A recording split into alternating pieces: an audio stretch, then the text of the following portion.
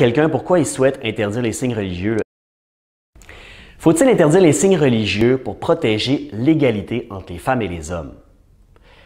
Quand on demande à quelqu'un pourquoi il souhaite interdire les signes religieux, il arrive qu'une des raisons soit parce que le voile, c'est un symbole d'oppression des femmes. Donc, au nom de l'égalité entre les femmes et les hommes, on a le devoir d'interdire ça. C'est ce qui semble être un des arguments. Bon, d'abord, c'est une généralisation hâtive d'affirmer que le voile a toujours cette signification-là puis cet effet-là, surtout dans une société ouverte comme la nôtre. Les Québécoises musulmanes qui veulent devenir juges ou policières, vous pensez vraiment qu'elles se font dire quoi faire par leur mari? Je pense pas. Est-ce que le voile peut parfois être imposé? Oui. Est-ce que ça l'est nécessairement? Non.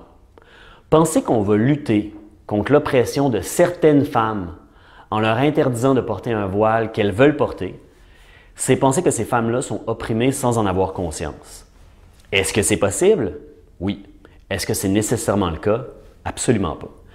Mais quand on dit qu'on veut dicter à des femmes une certaine conduite au nom de leur propre liberté, c'est parce qu'on présume qu'elles sont incapables de se rendre compte par elles-mêmes qu'elles sont opprimées et qu'elles sont incapables de se libérer sans notre intervention coercitive. Quand on fait ça, on fait 3 erreurs. Premièrement, on présume que ces femmes-là n'agissent pas librement alors qu'on n'en sait absolument rien. Deuxièmement, on sous-estime leur force intérieure. On sous-estime cette capacité que tous les humains possèdent de surmonter les oppressions et les aliénations que tous les humains rencontrent. Ça, c'est de l'humanisme. Et troisièmement, on oublie que ce ne sont pas les interdits qui libèrent l'esprit humain, mais le fait de penser par soi-même.